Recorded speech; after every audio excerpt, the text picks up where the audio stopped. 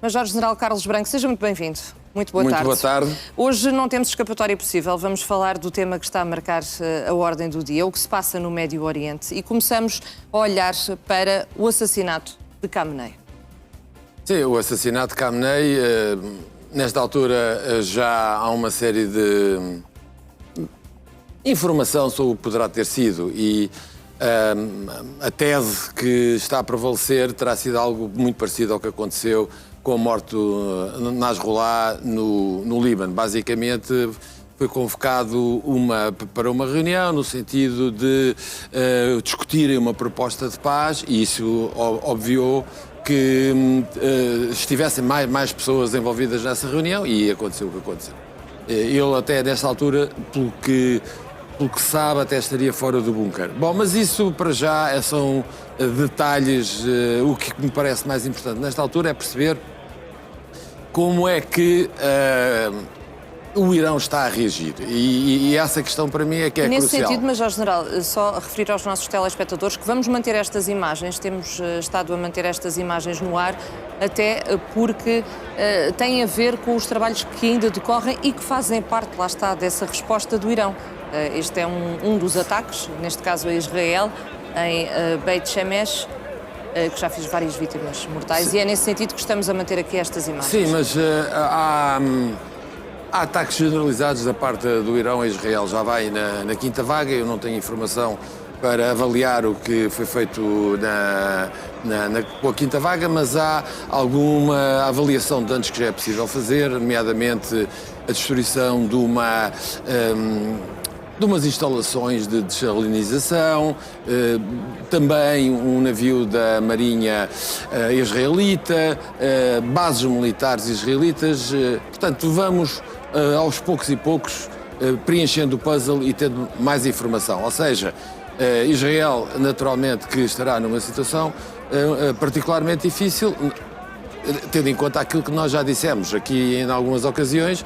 O Irão é um país com uma dimensão brutal, 93 milhões de habitantes, com uma capacidade para absorver os ataques, e Israel tem uma área que é mais pequena que o nosso Alentejo.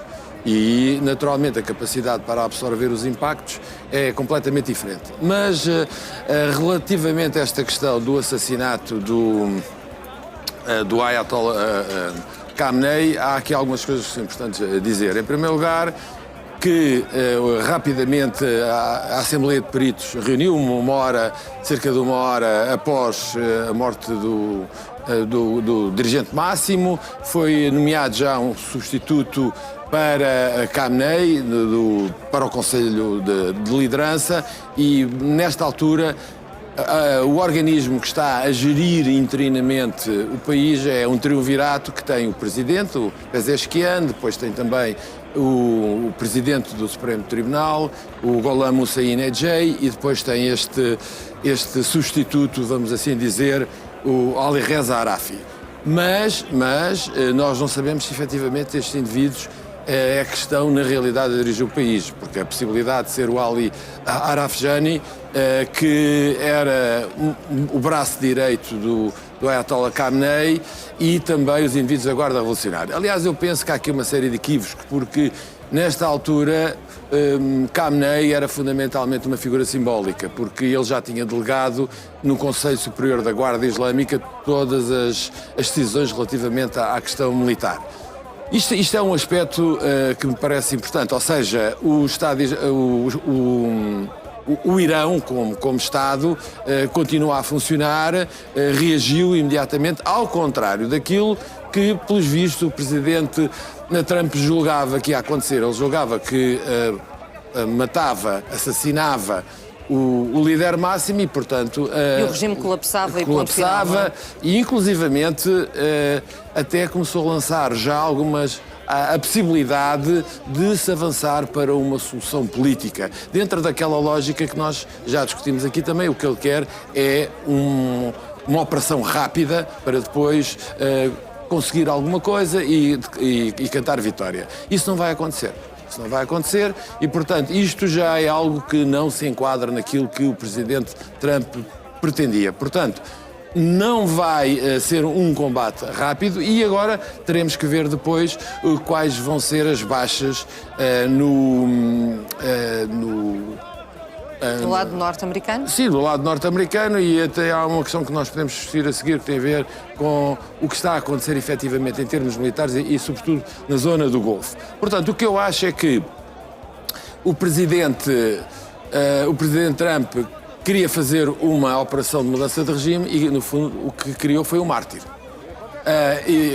Que tem um significado absolutamente diferente. E depois há aqui também uma coisa que eu não consigo perceber, mas uma operação de mudança de regime sem pôr tropas no terreno? Quer dizer, eu nunca vi uma coisa destas. Portanto, estamos sempre a aprender. Veremos então qual vai ser o resultado desta aventura. A seu ver não é possível, mas Jorge General, sem as botas no terreno, não é possível levar a essa mudança de regime? Só com ataques aéreos? Não. Penso que não, a menos que existisse uma resistência interna organizada e que não existe. Aliás, o que nós temos assistido é uma saída de muita gente para a rua, até de forças políticas que não se identificam com os ayatollahs, virem apoiar o regime, porque o que está aqui em causa é uma ameaça externa. Aliás, não há nada melhor para unir o povo iraniano à volta do regime, são bombas que vêm do exterior, do estrangeiro. O que nós estamos aqui a procurar, já nesta altura, confirmar, é se aquilo que nós temos vindo a dizer até agora é verdade ou não, se está a verificar. E isto tem a ver com o quê? Nós já falámos aqui sobre o Irão, eu já falei em várias ocasiões na antifragilidade do regime. Parece que, do lado dos Estados Unidos, há algum desconhecimento relativamente a esta matéria e o que nós estamos a comentar agora é exatamente isso. Ou seja, o regime teve capacidade para absorver este assassinato do líder supremo e automaticamente pôs uma série de organismos e instituições a funcionar e o lugar dele foi ocupado. O que seria aqui grave e que nós ainda não registámos até agora, é existirem fraturas dentro da Guarda Revolucionária. E isso não se verificou até agora. Ou seja, o sistema tem uma série de redundâncias. E, portanto, e essas redundâncias entraram em funcionamento. Aliás, nós tínhamos conhecimento que havia uma série de cargos de extrema importância que havia, digamos, já indivíduos prontos para os ocupar caso o incumbente do cargo fosse assassinado. Portanto, essa redundância, pelos vistos, está a funcionar e eu volto a uma questão que me parece crucial. No dia em que nós observarmos fraturas dentro da Guarda Revolucionária, até agora isso não aconteceu. Por outro lado, o que nós estamos a assistir é que foi assassinado o líder e os combates continuam, as bombas continuam a voar, continuam a ir a atingir os alvos que inicialmente tinham sido programados. Portanto, desse ponto de vista, nós não registámos nenhuma alteração na situação. Ou seja, vão na quinta vaga, eu não consegui apurar os resultados ainda da quinta vaga, mas dos outros estão relativamente identificados e, se quiser, podemos também falar sobre isso. Mas antes de falarmos sobre isso, do que poderá ser uma avaliação muito sumária do que é a situação militar, há aqui dois aspectos que eu tenho que salientar à cabeça. Bom, há um debate aqui, nomeadamente na Europa, que está toda a gente muito preocupada, mas ninguém condenou obviamente esta ação militar dos Estados Unidos, que não foi provocada, porque o Irão não representa uma ameaça aos Estados Unidos, e mais, este assunto não foi discutido no Conselho de Segurança. Está a ver, houve uma reunião posterior, mas repare, até no tempo do presidente Bush, este assunto foi levado ao Conselho de Segurança. O estado em que o direito internacional chegou e o estado em que o mundo chegou, e mais grave ainda, que é toda a gente tem complacência com isto é absolutamente natural, um Estado desencadeia um conflito militar desta natureza E onde é que estão as instituições? Onde é que está o Conselho de Segurança? Isto, pelos vistos, não causa incómodo. Aliás, eu tenho assistido a coisas, essas sim, que causam verdadeiro incómodo, que é declarações, nomeadamente de dirigentes europeus, começando até pelo Presidente do Conselho, que vem agora criticar o ataque de retaliação feito pelo Irão. Isto é absolutamente absurdo. É absurdo. Quer dizer, o Irão é atacado pelos Estados Unidos. E já tinha ameaçado que iria responder com força se fosse atacado. Não? Então repara uma coisa. Não faltaram nesse então sentido. Eu agora não posso atuar em legítima defesa? Isso é condenável? Bom, eu não sei verdadeiramente o que é que estas pessoas pensam sobre isto. Mas estamos a falar do Conselho de Segurança. Portanto, ninguém, pelos vistos, ou muito pouca gente, está preocupada com este pequeno detalhe. A outra questão, mas essa já é interna dos Estados Unidos, é que o Presidente Trump avançou para esta guerra, algo que nem sequer o Presidente Bush fez, porque o Presidente Bush, quando foi para a guerra do Iraque, foi autorizado pelo Congresso, 77 senadores votaram a favor, 23 contra, mas quer dizer, esta para mim parece uma questão crucial, uma das questões cruciais, embora esta diga respeito fundamentalmente aos norte-americanos. Depois há outra coisa muito interessante. Quando foi atenção que eu estou a fazer este raciocínio vis-à-vis a operação levada a cabo em 2003 pelo Presidente Bush, filho, no Iraque. Curiosamente, nessa altura, os Estados Unidos conseguiram reunir uma coligação de 49 países. Neste caso concreto, foram os Estados Unidos e Israel. Portanto, há uma série de dados que me parecem importantes serem objeto de reflexão para percebermos como é que o mundo evoluiu em qualquer coisa como 20 anos. Vamos pôr nestes termos. Bom, se me permite, eu sei que nós estamos limitados de tempo, eu daria já aqui uma nota sobre as questões da situação militares. Estamos ainda numa fase muito inicial, não há muita informação, mas há coisas que nós podemos já dizer. Bom, em primeiro lugar, dizer que, ao contrário daquilo que tinha acontecido do antecedente, em junho o Irão reagiu de uma forma quase que imediata. Cerca de 90 minutos já está mostrou que estava bem preparado. Exatamente, ao contrário do que aconteceu do antecedente, em que demorou 12 a 14 horas para responder. Esta é uma nota importante. A outra nota importante é que Israel, sem os Estados Unidos, não tem capacidade militar. Portanto, isto é outra dado importante. O tal exército invencível deixou de ser invencível e, portanto, precisa, como o pão para a boca, do apoio dos Estados Unidos. Bom, esta é outra questão. Depois, foi notória a divisão de tarefas entre os Estados Unidos e Israel. Os Estados Unidos estiveram mais vocacionados para os ataques às infraestruturas militares e às infraestruturas que estarão ligadas com o sistema nuclear iraniano. Por outro lado, o Israel foi mais para o assassinato, aquilo que eles são verdadeiramente bons e especialistas, o assassinato político e também ataques ao sistema de mísseis, iranianos.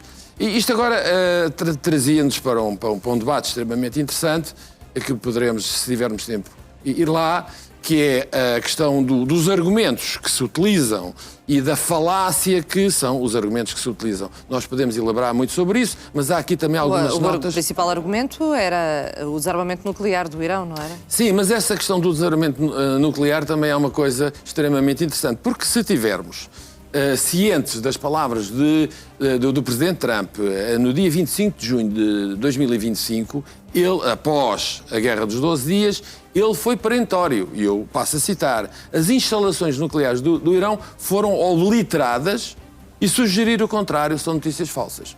E, entretanto... Era um discurso de vitória de Donald Trump exatamente, nessa altura. Pois, mas é que esta questão depois agora tem que ser composta, porque houve muita gente do documentariado que veio exatamente repetir, ipsis verbis, estas narrativas.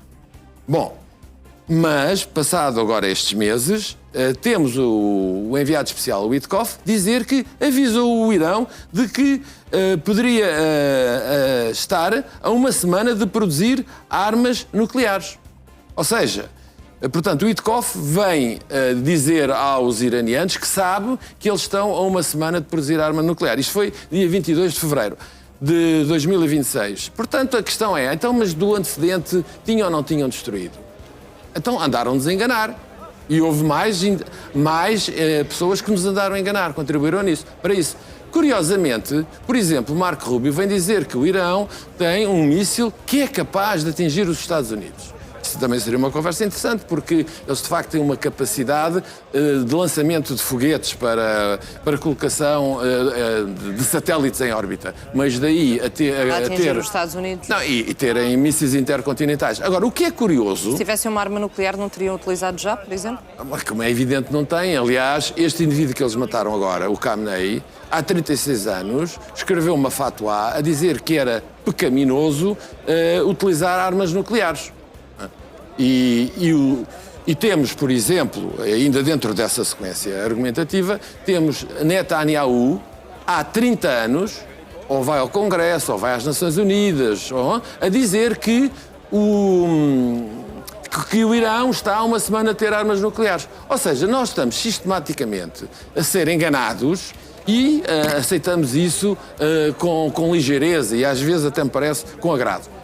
Mas ainda voltando a esta questão, para percebermos bem a falácia e a contradição em que nós estamos. Repare, Marco Rubio vem dizer que o Irão tem capacidade com mísseis intercontinentais para atingir os Estados Unidos. Mas, se lermos o que foi o relatório de uma das organizações de inteligência dos Estados Unidos, do ano passado, 2025, que agora não tenho aqui presente a data, vem exatamente dizer o contrário. Vem dizer que o Irão, se algum dia vier a ter capacidade para construir e lançar mísseis intercontinentais, será daqui a 10 anos.